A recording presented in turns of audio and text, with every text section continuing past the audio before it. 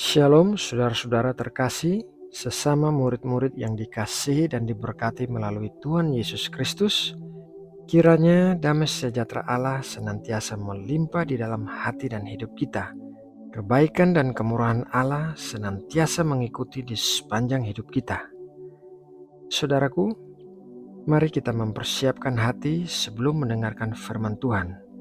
Mari kita berdoa. Allah yang Maha Kudus, Allah yang bertahta di atas puji-pujian umat-Nya, kami datang kepadamu pagi ini dengan hati yang bersyukur atas segala kebaikan-Mu.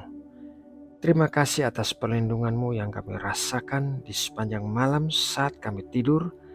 Terima kasih atas tubuh yang sehat dan kekuatan baru yang Engkau berikan. Kami bersemangat untuk memulai hari ini bersama-Mu, dimulai dengan saat teduh untuk mendengarkan firman-Mu.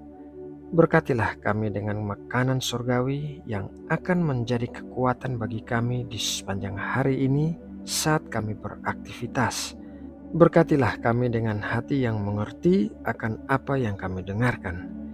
Terima kasih Bapa, dalam nama Tuhan Yesus kami berdoa. Amin.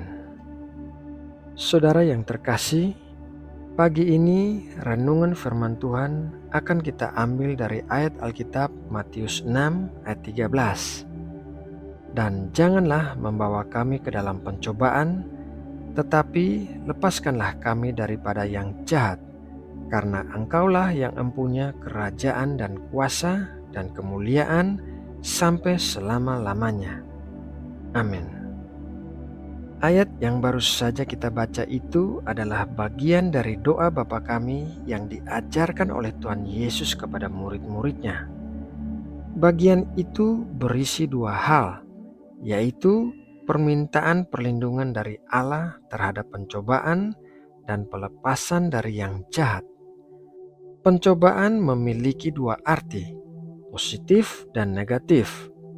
Oleh karena itu, kita sering membedakannya dengan kata ujian untuk hal yang positif dan pencobaan untuk hal yang negatif. Ujian biasanya dipakai Allah untuk mengetes kita, sedangkan pencobaan biasanya dipakai iblis untuk menjatuhkan kita. Baik ujian maupun pencobaan dapat terjadi dalam waktu yang bersamaan. Apa yang dipakai Allah sebagai ujian bagi kita juga dipakai iblis untuk membawa kita ke dalam pencobaan.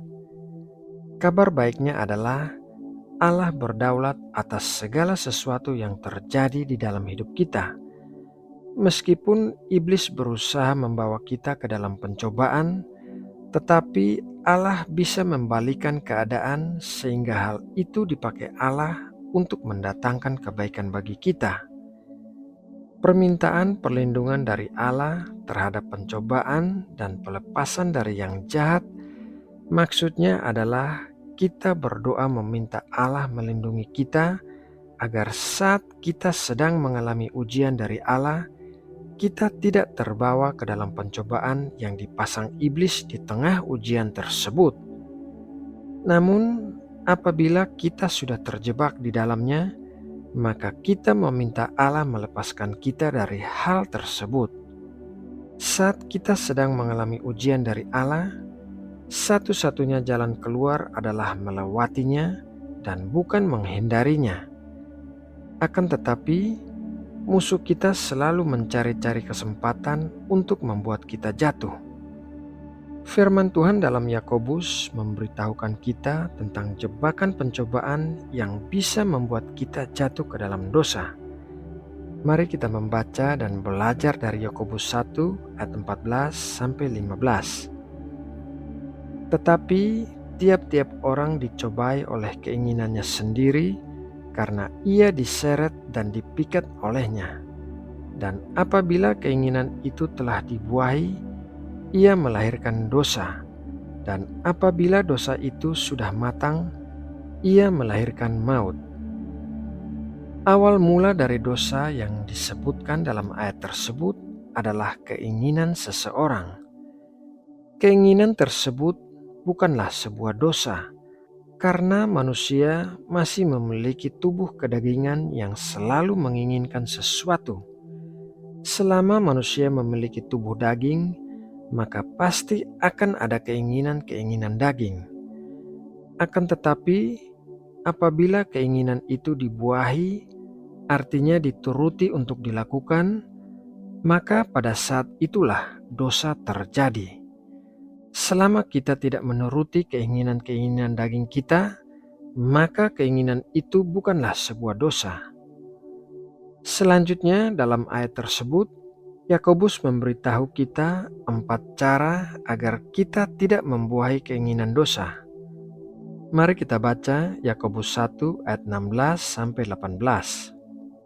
Saudara-saudara yang kukasihi, janganlah sesat. Setiap pemberian yang baik dan setiap anugerah yang sempurna datangnya dari atas, diturunkan dari Bapa segala terang. Padanya tidak ada perubahan atau bayangan karena pertukaran. Atas kehendaknya sendiri, Ia telah menjadikan kita oleh firman kebenaran supaya kita pada tingkat yang tertentu menjadi anak sulung di antara semua ciptaannya. Cara yang pertama adalah berfokus pada kebaikan Allah. Setiap pemberian yang baik dan setiap anugerah yang sempurna berasal dari Allah. Kebaikan Allah membuatnya selalu memberikan yang terbaik bagi kita. Ia tidak pernah merancangkan atau memberikan hal-hal yang jahat kepada kita, karena itu tidak sesuai dengan karakternya dan ia tidak bisa melakukannya. Saat keinginan dosa ada di depan mata, maka kita harus berfokus pada kebaikan Allah, bahwa segala sesuatu yang tidak berasal dari Allah berarti hal itu tidak baik bagi kita. Cara yang kedua adalah berfokus pada kesetiaan Allah. Padanya tidak ada perubahan atau bayangan karena pertukaran. Allah selalu sama, baik dahulu, sekarang maupun selamanya.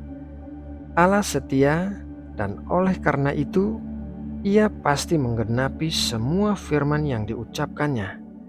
Setiap hal di dunia ini bisa berubah, namun hanya Allah satu-satunya yang tidak pernah berubah. Kita bisa mempercayai kesetiaan Allah. Dengan berfokus pada kesetiaan Allah, maka kita akan memiliki iman bahwa Allah pasti melindungi kita terhadap yang jahat dan melepaskan kita apabila kita terjatuh ke dalam pencobaan. Hal yang ketiga adalah berfokus pada firman Allah. Atas kehendaknya sendiri, Ia telah menjadikan kita oleh firman kebenaran. Dengan berfokus pada firman Allah, kita akan menahan diri kita untuk melakukan keinginan dosa, karena kita mengerti bahwa hal itu tidak sesuai dengan kehendak Allah dan hasilnya hanya akan menghancurkan hidup kita. Cara yang keempat adalah berfokus pada cara pandang Allah. Supaya kita pada tingkat yang tertentu menjadi anak sulung di antara semua ciptaan Allah. Maksud anak sulung di sini adalah sesuatu yang paling berharga yang dipersembahkan kepada Allah. Kita semua adalah anak-anak sulung Allah. Artinya kita adalah pribadi-pribadi yang sangat berharga di mata Allah. Pada saat keinginan dosa mengintip di depan mata, maka kita berpindah ke dalam cara pandang Allah, yaitu bagaimana Allah memandang hal itu. Dengan demikian, kita akan menghindari keinginan untuk berbuat dosa. Saudara yang terkasih, seperti halnya yang diajarkan oleh Tuhan Yesus dalam doa Bapa kami, setiap hari kita harus menyelipkan dalam doa kita sebuah permintaan perlindungan dari Allah terhadap pencobaan dan pelepasan dari yang jahat. Nah saudaraku, demikianlah renungan firman Tuhan pagi ini. Semoga memberkati dan menguatkan kita semua. Mari kita berdoa untuk menutup renungan ini. Bapa Surgawi, Terima kasih atas berkat firman-Mu yang baru saja kami dengarkan. Kiranya semua yang kami dengarkan selalu kami ingat dan lakukan di sepanjang hidup kami. Lindungilah kami terhadap pencobaan dan lepaskanlah kami daripada yang jahat. Terima kasih ya Bapa. Sebentar lagi kami akan mulai beraktivitas. Kami berdoa memohon perlindungan dan penyertaan-Mu di sepanjang hari ini kemanapun kami melangkah. Kiranya Engkau memberkati segala sesuatu yang kami lakukan yang sesuai dengan kehendak-Mu dan yang memuliakan nama-Mu. Kami juga berdoa memohon kesejahteraan dan keamanan bagi Indonesia. Kami memohon hikmat dan kebijaksanaan bagi para pemimpin negara kami. Kiranya tangan-Mu senantiasa menaungi dan melindungi Indonesia. Terima kasih ya Bapa. Dalam nama Tuhan Yesus kami berdoa. Amin.